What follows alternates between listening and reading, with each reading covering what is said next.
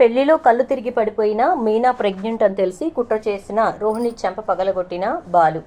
ఇదంతా ఎలా జరిగిందో వీడియో ద్వారా చూసేద్దాం. ఎక్కడా వీడియోని స్కిప్ చేయకుండా చివరి వరకు చూడండి, పూర్తిగా మీకు అర్థమవుతుంది. వీడియోని లైక్ చేయడం, షేర్ చేయడం మర్చిపోకండి. మీ లైక్ అండ్ షేర్ మాకు మంచి సపోర్ట్ మరియు ఎంకరేజింగ్గా ఉంటుంది. ఇక మొత్తం మీద చూసుకున్నట్లయితే కనుక సుందరి పెళ్లికి అందరూ కూడా చాలా సంతోషంగా వెళ్ళారు. ఇక రంగారావు అయితే చాలా హ్యాపీగా ఫీల్ అవుతూ ఉంటాడు. ఎందుకంటే సత్యం రావాలి, సత్యం ఫ్యామిలీ అంతా రావాలి అని చెప్పి చాలా ఆశపడ్డాడు రంగారావు. వాళ్ళే అంతా దగ్గరుండి పూనుకుని చేస్తున్నారు కాబట్టి వాళ్ళు ఖచ్చితంగా ఉండాలి అని చెప్పేసి అనుకున్నట్టుగానే మొత్తానికి సత్యం తన ఫ్యామిలీ మొత్తాన్ని తీసుకుని ఇక రంగారావు కూతురు అదే తమ్ముడి కూతురు పెళ్ళికి వెళ్ళేశాడు. వెళ్ళిన తర్వాత ఇక అక్కడైతే ప్రభావతి రోహిణి గొప్పలు, శృతి గొప్పలు చెప్పడం మొదలు పెడుతుంది. అలా చెప్పే క్రమంలో ప్రభావతి మీనాని తక్కువ చేసి మాట్లాడటం కూడా మొదలు పెడుతుంది. అది విన్నటువంటి మీనా బాధపడినా కూడా ఇక ఈవిడికి ఇది అలవాటే కదా అని చెప్పేసి వదిలేస్తుంది. ఈలోపు ఇద్దరిని పోలీసులు తరుముతూ ఉంటే వాళ్ళైతే ఇక పెళ్లిలో దూరుతారు.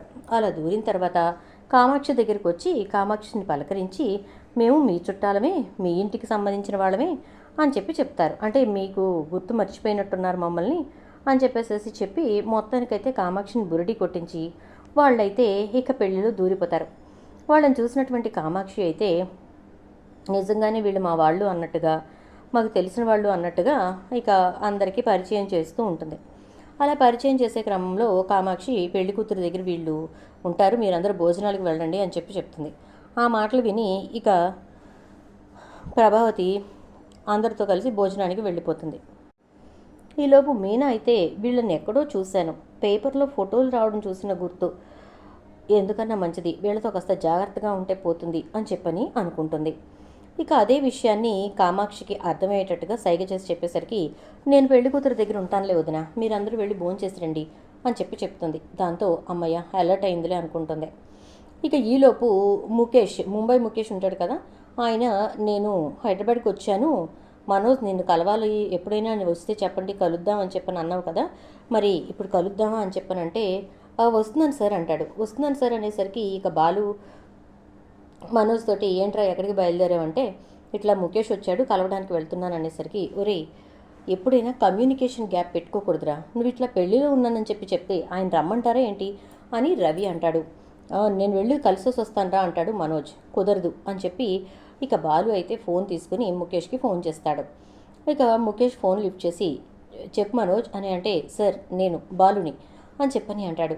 చెప్పు బాలు ఏమైంది అని చెప్పని అంటే, ఏం లేదు సార్, మా మామయ్య కూతురు పెళ్ళిలో ఉన్నాం మేము, సో కలవాలి అని చెప్పని అన్నారంట అంటే, అవును బాలు, సరే నాకు ఈ విషయం మనోజ్ చెప్పినట్టయితే నేను ఇంకా కంపెల్ చేసేవాడిని కాదు కదా, పర్లేదులే ఇంకెప్పుడైనా కలుస్తానంటే, సార్ ఇప్పుడు కలవడం కుదరదని చెప్పడానికి చేయలేదు అంటాడు బాలు. మరి ఇంకా దేనికి చేశారు అని అంటే, ఏం లేదు సార్, మీరు ముంబై నుంచి కదా రావడం, సో మా తెలుగింటి వంటలు మీరు రుచి చూస్తారని, పెళ్ళిలో కదా మంచి మంచి వంటలు ఉన్నాయి, అన్నీ టేస్ట్ చేస్తారని చెప్పి రమ్మన్నాను సార్ అని చెప్పని అంటాడు. వావ్ సూపర్ బాలు, కానీ మీటింగ్ ఉంది అంటే తర్వాత పెట్టుకోండి సార్, వచ్చి భోజనం చేసి వెళ్ళండి, మీరు మాకు అతిథులు, ఖచ్చితంగా రావాల్సిందే అని అనేసరికి ఓకే అంటాడు ముఖేష్. అయితే ఇక అలా ముఖేష్ ఓకే అన్న తర్వాత పెళ్లి దగ్గర అందరూ కూడా ముందుగా ముఖ్యంగా మనోజ్ అయితే ముఖేష్ కోసం ఎదురు చూస్తూ ఉంటాడు. ఇక ఈలోపు ఇక్కడ ఏమవుతుందంటే మీనా ఆ పని ఈ పని చేస్తూ అంతా చుట్టూ కలిగి తిరుగుతూ ఉంటుంది. అలా తిరుగుతూ ఉన్నటువంటి మీనా ఇక బాగా అలసిపోతుందన్నమాట.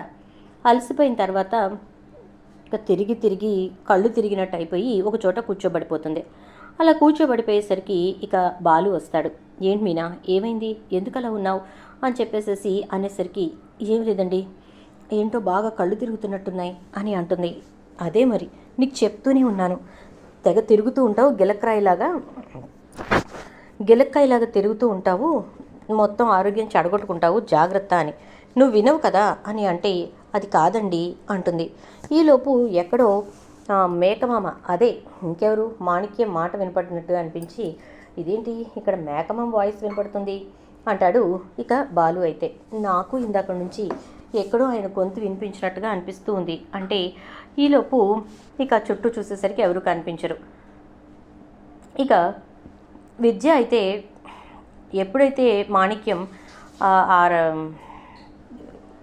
కళ్యాణ మండపం పేరు చెప్పాడో అక్కడితో చాలా కంగారు పడుతూ ఇక రోహిణికి ఫోన్ చేస్తుంది. మొత్తానికైతే రోహిణి ఫోన్ కలవకపోవడంతో చివరికి మనోజ్కి చేసి మళ్ళీ మీనాకి ఫోన్ చేసి, మీనా కొంచెం రోహిణి దగ్గరికి వెళ్ళగానే ఫోన్ ఇవ్వవా అని చెప్తుంది. సరే అయితే అని చెప్పని అంటుంది. అన్న తర్వాత ఇక కాసేపటికి మీనా, ఏమండి నాకెందుకో బాగా కళ్ళు తిరుగుతున్నట్టున్నాయండి అని చెప్పని అంటే, బాలు హాస్పిటల్కి వెళ్దామా మీనా అని అంటాడు. వెళదామా అంటే వెళదామని అనాలనే ఉంది, కానీ ఇక్కడేమో పెళ్ళి, ఎలా వెళ్తాం చెప్పండి, బాగోదు కదా. అందులోనూ మీరు మనోజ్ని ఆపేశారు. ఇప్పుడు మనోజ్ ఏమంటాడు, ఏరా మీరు మాత్రం బాగున్నప్పుడు అటు ఇటు వెళ్ళొచ్చు, నేను మాత్రం ఎక్కడికి వెళ్ళకూడదా అని మాట్లాడతాడు. వద్దులేండి ఎందుకు వచ్చిన గోలా అని అంటే, ఏం కాదులే మీనా, సరే ఇక్కడ కూర్చొని ఉండు, ఎటు కదలకు సరేనా అంటాడు. అలాగేనండి నేను ఎటు వెళ్ళనులే, మీరు జాగ్రత్త అంటే ఇక ఈలోపు మీనా అక్కడ కూర్చుని ఉంటే రోహిణి వస్తుంది. వచ్చేసరికి రోహిణిని చూసి, రోహిణి విద్య ఫోన్ చేయమంది, అర్జెంట్ అట, నీకు కాల్ చేసిందట కానీ నువ్వైతే కాల్ తీయలేదట అని చెప్పేసరికి, విద్య ఫోన్ చేయమందా, ఏమై ఉంటుంది అని చెప్పి ఇక విద్యకు ఫోన్ చేస్తుంది. ఇక రోహిణి అయితే ఫోన్ చేసేసరికి విద్య అయితే, ఏమైపోయావే, ఎక్కడ చచ్చావు అని అంటూ ఉంటుంది. ఏమైంది, ఎందుకు అలా కాకిలా అరుస్తున్నావు అని అంటే, కాకిలా అరుస్తున్నానా, నీకు అలానే అనిపిస్తుందే, నువ్వు ఎక్కడున్నావు అంటే ఇక కళ్యాణ మండపం పేరు చెప్పేసరికి, ఒసేయ్ కొంపదీసి నువ్వు ఈ పెళ్లిలోనే ఉన్నావా అని పెళ్లి కూతురు పెళ్లి కొడుకు పేరు చదువుతుంది ఇక విద్య. వెంటనే రోహిణి, ఆ పెళ్లిలోనే ఉన్నాను, ఏమైంది అని అంటే, ఆ పెళ్లిలోనే మాణిక్యం చచ్చాడు అక్కడ, మనకిచ్చిన పెళ్లి కార్డులో ఉన్న అడ్రస్సు ఆ పెళ్లిది అని అనేసరికి ఒక్కసారిగా షాక్ అయిపోతుంది రోహిణి. ఏం మాట్లాడుతున్నావే అంటే, నిజం ఆ పెళ్లిదే మాణిక్యం కార్డు ఇచ్చింది. ఇప్పుడు మాణిక్యం ఫోన్ చేసి అడ్రస్ చెప్పేసరికి నేను ఇక గబగబా అది ఓపెన్ చేసి చూస్తే ఇంకేముంది, అదే కళ్యాణ మండపం, అందుకోసమే డౌట్ వచ్చింది, నువ్వు అదే కళ్యాణ మండపంలో ఉన్నావు కదా అందుకని అని అనగానే ఇక వెంటనే రోహిణి, సరే నేను ఇక్కడ వెతికి చేస్తాను, ఈ దరిద్రుడు ఇక్కడికి ఎందుకు వచ్చాడంటే, వసేయ్ అక్కడ పెళ్లి జరుగుతోంది, ఆయన మేనల్లుడిది, అక్కడికి రాకుండా ఎక్కడికి వస్తాడు, నీకు ఏదో ఒక అర్జెంట్ పని పడిందని ముందు నువ్వు అక్కడి నుంచి యువతరికి రా అంటే, నేను ఒక్కదాన్ని వస్తే సరిపోదు, కుటుంబం అందరూ రావాలి కదా అని అంటుంది. అది వాస్తవమే, కానీ ఏం చేస్తావు అని అంటే, ఏదో ఒకటి చేస్తానులే అని ఫోన్ పెట్టేసి రోహిణి అయితే ఏం చేయాలని ఆలోచిస్తూ ఉంటుంది. ఈలోపు మీనా లేచి 2 అడుగులు వేయబోయి కళ్ళు తిరిగి పడిపోతుంది. రోహిణి వెంటనే మీనాను పట్టుకుని, అయ్యో మీనా ఏమైంది మీనా అంటూ ఉంటుంది. ఇక రోహిణి అయితే వెంటనే బాలు వచ్చి హాస్పిటల్కి వెళ్దామంటే వినకుండా ఇక్కడే కూర్చుంది. పద ముందు హాస్పిటల్కి వెళ్దాం అని చెప్పని అంటాడు. ఈలోపు ప్రభావతి వస్తుంది. ఏమైంది, ఎందుకు హాస్పిటల్ అది ఇది అంటున్నారు అంటే, మీనాకి కళ్ళు తిరుగుతున్నాయి అత్తయ్య అని చెప్పని అంటుంది. ఇక ప్రభావతి అయితే, కళ్ళు తిరిగితే గబగబా ఇప్పుడు హాస్పిటల్కి పరిగెత్తాలా ఏంటి అని అంటే, ఏం మాట్లాడుతున్నావమ్మా, బాగోని మనిషిని ఇలా పెట్టుకుని మీ కళ్ళు తిరుగుతున్నాయి అని చెప్పానంటే ఇప్పుడు హాస్పిటల్కి పరిగెత్తాలా ఏంటి అని అడుగుతావేంటి అని అంటాడు. ఇక బాలు అయితే, మరి లేకపోతే ఇప్పుడు గబగబా హాస్పిటల్కి వెళ్ళి ఏం చేయాలంట అని అంటుంది. ఏం మాట్లాడుతున్నావమ్మా, నీకేమన్నా అర్థం అవుతుందా, ఏం చేయాలంట అంటావేంటి అని అంటూ బాలు అయితే, మీనా నువ్వు పద, ఆవిడ అలాగే అంటుంది అని చెప్పేసేసి ఇక గబగబా మీనాని తీసుకుని బాలు హాస్పిటల్కి వెళ్తాడు. వెళ్ళేసరికి అక్కడ హాస్పిటల్లో ఇంకా అలా హాస్పిటల్కి వెళ్ళేసరికి డాక్టర్ అయితే మీనాని చూసి, ఇంత వీక్గా ఉందేంటి అని చెప్పని అడుగుతాడు. అడిగేసరికి, సరిగ్గా తినదు డాక్టర్ అని చెప్పి బాలు డాక్టర్కి చెప్పేసరికి, ఆ విషయం అర్థమవుతూనే ఉంది, ఏంటమ్మా తిండి తినకపోతే ఎలా అని చెప్పేసేసి డాక్టర్ అంటాడు. అనగానే, అది తింటున్నాను డాక్టర్ అని చెప్పి చెప్తుంది. అబ్బబ్బబ్బా ఎంత చక్కగా స్వీట్గా చెప్తుందో, వెనకపడితే కానీ ఇంటి చాకరీ అయిన తర్వాత తిండి తిందు అని చెప్పని అంటాడు. అవునా, ఇంత బాగా శ్రద్ధ పెట్టే భర్త ఉంటే ఏ భార్య అయినా తిండి తిందు మిస్టర్ అని చెప్పని డాక్టర్ చెప్పేసరికి ఇంకా మీనా ముస్ముస్ నవ్వులు నవ్వుతూ ఉంటుంది. ఎందుకు నవ్వుతావు అని చెప్పని అంటాడు. ఈలోపు ఇక మీనాని చెక్ చేసిన తర్వాత డాక్టర్ ఒకటే చెప్తుంది, చూడయ్యా ఇక నుంచి నువ్వు చాలా జాగ్రత్తగా ఉండాలి అని అంటే, ఏమైంది డాక్టర్, నా భార్యకి ఏమైనా పెద్ద రోగం ఏమైనా వచ్చిందా, జబ్బు ఏమైనా చేసిందా అంటూ ఉంటే, చాలా చాలేవయ్యా, భలే ఉన్నావు నువ్వు అని చెప్పని అనగానే, ఏం డాక్టర్ ఏమైంది అంటే, ఏమైందా, నీ భార్య ప్రెగ్నెంట్ అయింది అని అంటాడు. ఒక్కసారిగా బాలు ఆనందానికి అవధులే ఉండవు.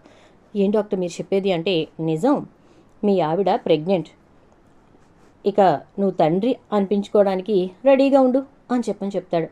దాంతో ఇక ఒక్కసారిగా బాలు ఆనందానికి అవధులే ఉండవు. నేను తండ్రి అనిపించుకోవడానికి రెడీగా ఉండాలి, ఏంటి మీనా, ఇంకా కొన్నాళ్ళు ఆగుదాం అన్నాను కదా అంటే, ఇది నా చేతిలో ఉన్న పనిలాగా నన్ను అంటారేంటి, రోజు మల్లెపూలు మల్లెపూలు అని ఇవాళ ఇక్కడ దాకా తీసుకొచ్చి మళ్ళీ నాదే తప్పన్నట్టు మాట్లాడుతున్నారు అని అనేసరికి ఇకప్పుడు ఒక్కసారిగా బాలు అయితే చాలా సంతోషంగా, సరే పదమీనా ఇంటికి వెళదాం అని చెప్పేసేసి అంటాడు. ఇక ఇద్దరు కలిసి ఇంటికి బయలుదేరతారు. హాస్పిటల్లో బిల్ అంతా పే చేసేసిన తర్వాత బాలు డైరెక్ట్గా మీనాని ఇంటికి తీసుకెళ్ళిపోతాడు. ఈలోపు ప్రభావతి ఫోన్ చేస్తుంది.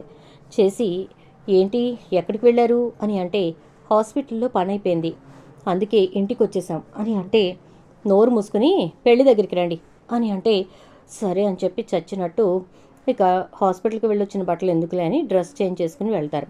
వెళ్ళిన తర్వాత ఇక అక్కడ ఏమైంది, ఏమన్నారు అని అడుగుతుంది ప్రభావతి. ఏమనేది ఏముంది, డాక్టర్ అయితే ఒకటే చెప్పారు, ఇక నుంచి ఏ పనులు చేయకూడదంట, ఇంట్లో వాళ్ళందరూ కలిసి ఎవరి పనులు వాళ్ళు చేసుకోండి అని అంటాడు. ఏంటి, ఎవరి పనులు వాళ్ళు చేసుకోవాలా, ఎందుకు, ఏమైంది ఈవిడ గారికి అని అంటే, ఆవిడ గారు ఇంకా పనులు చేయకూడదంట అని చెప్పని అంటాడు. ఎందుకు చేయకూడదురా, నేను అదే అడుగుతున్నాను, ఎందుకు చేయకూడదు అని అంటే, ఎందుకంటే ఆవిడ గారు కడుపులో ఇంకొకరు పెరుగుతున్నారంట అంటాడు.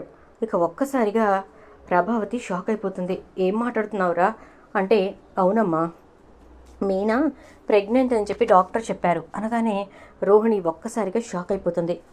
ఏంటి, మీనా ప్రెగ్నెంటా అని అనుకుంటూ, ఏంటత్తయ్యా ఏమంటున్నాడు బాలు అని అంటే, మీనా ప్రెగ్నెంట్ అంటమ్మా అని అంటుంది. ఏంటత్తయ్య మీనా ప్రెగ్నెంటా అంటుంది. మీనాకి ప్రెగ్నెన్సీ రాకూడదు అన్నట్టు మాట్లాడుతున్నావేంటి రోహిణి అని చెప్పని అంటాడు బాలు.